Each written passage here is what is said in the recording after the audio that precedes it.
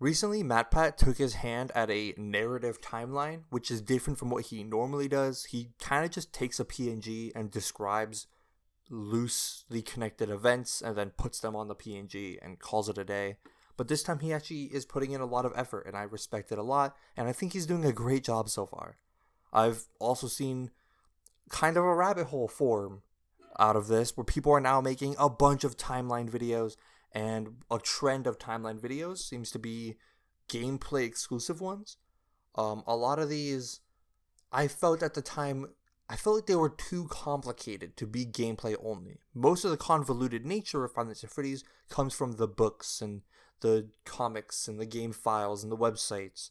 So I figured, what if we used knowledge that you can only get from playing the games? We'll say 100%, but from playing the games only. And that's what I'm going to do. Can I do an actual game-only timeline for Five Nights at Freddy's? Okay, to start, let's get one thing straight. This game did not... What the fuck? Okay, we're going to start. This game was not designed to have a story that goes this far. Just to set it up, FNaF 1 had no real story, just a bunch of newspaper articles. Then people liked it a lot, so Scott decided, screw it, we'll make a trilogy. And people did not like the ending of the trilogy. So he thought, screw it, we're going to make a fourth and final game that is just going to tie everything up and wrap it up in the most generic way possible, which I'll get to in a minute. And people weren't happy with that. So he made a few more games to actually wrap it up pretty well, and people were happy. Then it just kept going for some reason. So this video is going to be focused on my first iteration of the timeline, which is technically like the third or fourth version of like all the games and their stories. As many people, including me, call it, it's the Afton Saga, which I believe ends at Ultimate Custom Night and not Pizzeria Simulator, as many people will argue. Are you still following? Please be. I promise only gets more convoluted from here on out. Okay, this is like an immediate departure for most timelines. I think I'm throwing this in at the beginning of like the actual thing. Just side note, I'm not even gonna do noise reduction on this. A lot of people have a very concrete understanding of the timeline, and I'm just kind of changing it around a little bit. So I might talk about what people mostly believe and then go into what I believe. Just wanted to put that in there. My timeline starts at Five Nights at Freddy's minigames. More specifically, FNaF 4 minigames. The minigames of the entire series usually tell the story of the game they're from. Some of them don't take place at the same time as the game events, and some only connect loosely. The Five Nights at Freddy's 4 minigames show a young child, named Crying Child by the fans, as he walks around his little neighborhood visiting an animatronic-themed restaurant called Fredbear's Family Diner, which reveals to us that he is extremely scared of the animatronics, a behavior that is pushed onto him partly through his stuffed animal version of the main animatronic, Fredbear, or as MatPat calls him, Psychic Friend Fredbear. This is happening alongside, and not alongside, Sister Location, the 5th game. The background for that game, based on the secret ending, is that the crying child's father is spying on him and making him actively scared of the animatronics through Psychic Friend Fredbear, which is more of a baby monitor than a stuffed animal. The father, named William Afton, built a bunker under his house where he built animatronic robots that were designed to kidnap children. The actual location in the timeline of this is weird when you factor in books. The MatPat timeline is better at all this, but through only the games, this makes sense to have been built and set up during FNaF 4, although the gameplay we see in FNaF in Sister Location isn't until after FNaF 4. This is already a pretty big departure. It's debated when the Sister Location stuff happens, and the mini games being like separate from FNaF 4 is also widely debatable. I believe that the mini games tell stories that aren't directly correlated to the timeline of the games, but we will get to that in just a minute.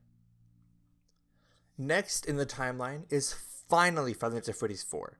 In the second version of the timeline, FNaF 4 was technically the last game because it hints at the entire franchise being one big sequence of bad dreams. Watch MatPat's video. Which was annoying, so it was changed in the third version of the timeline. Now, FNaF 4 is the first game in the timeline where we see the crying child in the coma he received when his brother's prank goes wrong, ending in his death. where we'd see a bunch of voices telling the crying child things. His brother says that he's sorry. His bully says that they're his friends, and his plush Fredbear, William Afton, says he will be put back together. Now comes the FNaF 2 and 3 mini games, where Afton is seen going around killing children and stuffing them in animatronics to experiment on robots coming alive, something he possibly witnessed with Baby when his daughter Elizabeth got kidnapped by her and accidentally killed, then went on to possess her being Baby. Through the minigame parts of the timeline, Pizzeria Simulator minigames kind of just slot into there randomly, so I'm not really going to talk about it. I'm just going to throw those in there. Just know that William Afton first kills HRY223s. We never actually get his name, I think, and it kind of breaks my rule, but his name is Henry. William kills Henry's daughter, whose name is Charlotte, but that's not in the games, I don't think. And then William learns that the security puppet animatronic ended up getting possessed by Charlotte, and now acts as a protector of the souls of all the dead kids who William kills. And William does not like that, but he continues killing kids and experimenting, until he decides to just take apart the animatronics that get possessed, either to take parts for himself to help build things, or just to dispose of them, accidentally freeing the spirits which possess them. And they all corner him, and he decides to put on his yellow bunny suit in the style of Bonnie the Bunny, called a Springlock suit, which is a suit designed to be wearable but also animatronic. This works by having an endoskeleton that can be pushed to the sides of the costume and spring back into an endoskeleton again when the spring's locks are deactivated. However, these are very easy to misuse and die inside of if they move around too much or get too moist. This has possibly happened to be what killed Crying Child, which is why the head bit down so fast or something. Don't worry about it. Unfortunately for William, the room he was in when he panicked and put on the Spring Bunny suit was broken down and there was water everywhere. He was also panting and sweating a lot, which caused the spring locks to shut on him, killing him, kinda. He lived miraculously.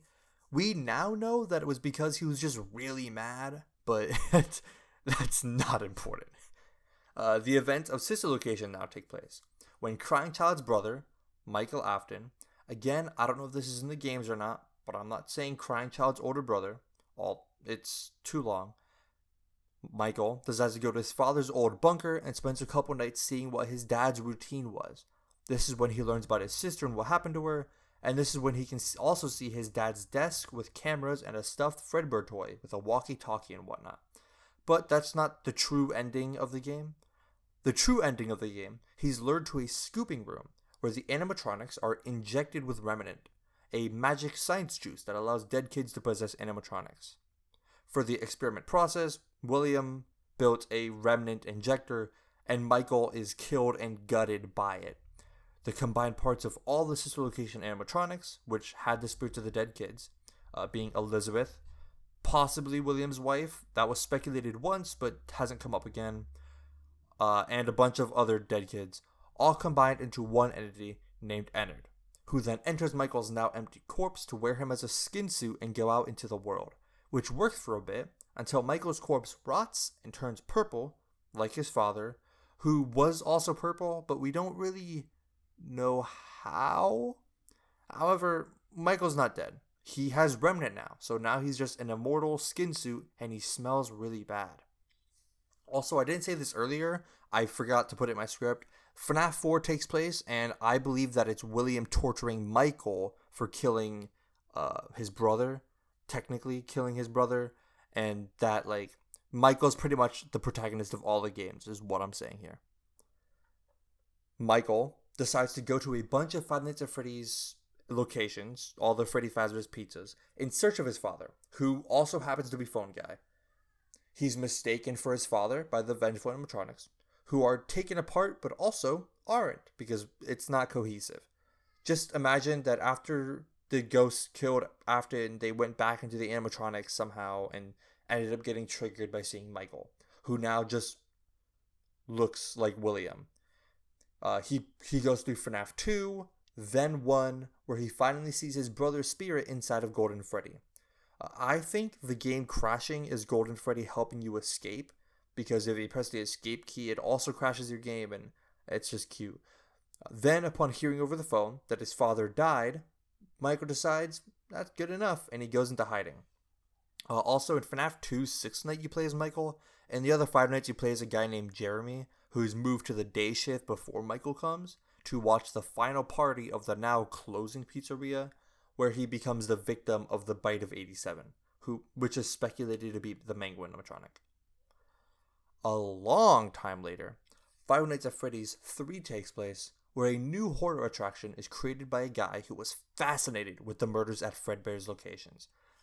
Michael gets curious, so he gets a job as a security guard who's also a part of the attraction. The tape dude, as he's referred to, I think, finds a bunch of real items from the Fazbear's franchise, including Springtrap, or Michael Afton, because he always comes back, tragically. In this game, you survive being hunted by your father, who recognizes you but just needs a closer look, as you prepare to burn the place to the ground and end the suffering that he caused. Except that doesn't work, because why would it? A while later, Henry, now starting to catch wind of what happened to Michael, it's believed that Henry saw William dying inside of a spring bonnie suit, then walled up the room that he was dead inside of so he couldn't get out, but that doesn't really affect what I'm saying. He now knows that William is alive and creates a plan to end this once and for all. He starts franchising Freddy Fazbear chains, which only gets one buyer, who is Michael. He buys it and is now a part of Henry's plan to lure all the possessed animatronics to this pizzeria, lock them in the ventilation shafts, and use Michael as bait to keep them there every night until all 4 of them are inside. The 4 being Scrap Baby, a version of Baby, who doesn't get explained in the games, but just isn't a part of Ennard anymore. That's Elizabeth. Scrap Trap, who is Springtrap, who is William. A more broken down and rebuilt version of Ennard called Molten Freddy, which is just Ennard, but he has a Funtime Freddy mask on, who are all the dead kids that William has killed throughout his career. And Lefty, who was a custom animatronic built by Henry to capture Puppet, who is Charlotte. He decides that he must burn them all alive, including himself, and technically Michael, since there was a plan for the guy who bought the restaurant to escape, but Michael doesn't want to escape, because he also wants to die, because being immortal sucks. And connection terminated. Get it? That's a reference. I didn't want to do this, but as I was editing, I realized I kind of do want to do this. I'm just going to play the whole ending speech of FNaF 6 because I think it is really cool and is a great wrap-up of all the physical in-universe stuff before I get to FNaF 7, which isn't technically happening in that world. It's all like dream, whatever, BS. Just watch the clip. It's cool. Connection terminated. I'm sorry to interrupt you, Elizabeth, if you still even remember that name, but I'm afraid you've been misinformed. You are not here to receive a gift, nor have you been called here by the individual you assume, although you have indeed been called. You have all been called here, into a labyrinth of sounds and smells, misdirection, and misfortune. A labyrinth with no exit, a maze with no prize. You don't even realize that you are trapped. Your lust for blood has driven you in endless circles, chasing the cries of children in some unseen chamber, always seeming so near, yet somehow out of reach. But you will never find them. None of you will. This is where your story ends. And to you, my brave volunteer, who somehow found this job listing not intended for you. Although there was a way out planned for you, I have a feeling that's not what you want. I have a feeling that you are right where you want to be. I am remaining as well. I am nearby. This place will not be remembered, and the memory of everything that started this can finally begin to fade away, as the agony of every tragedy should. And to you monsters trapped in the corridors, be still, and give up your spirits. They don't belong to you. For most of you, I believe there is peace, and perhaps more, waiting for you after the smoke clears. Although for one of you, the darkest pit of hell has opened to swallow you whole, so don't keep the devil waiting, friend. My daughter, if you can hear me, I knew you would return as well. It's in your nature to protect the innocent. I'm sorry that on that day, the day you were shut out and left to die, no one was there to lift you up into their arms the way you lifted others into yours. And then, what became of you? I should have known you wouldn't be content to disappear. Not my daughter. I couldn't save you then, so let me save you now. It's time to rest, for you, and for those you have carried in your arms. This ends, for all of us, in communication. As punishment for William's crimes, one of the dead kids, who was stuffed into the golden Freddy suit alongside Crying Child, whose name is Cassidy. Again, that was found in the books, but whatever. That kid decided to haunt William forever and torture him by forcing him to have the same endless nightmare that Crying Child had to endure until he died, except far worse. This all happened while the thing was burning, and don't worry about it. William is immortal, so technically it's an endless game, and when you, playing as William in Ultimate Custom Night, master the game and beat 50-20 mode, which is the hardest challenge in FNaF history, does Cassidy decide to put it to rest and allow you to both die finally. Until help wanted. Okay, 7 pages later, and I'm done. It's kind of all over the place, and I'm sorry. This was the best I could do, in all honesty. Subscribe. Bye.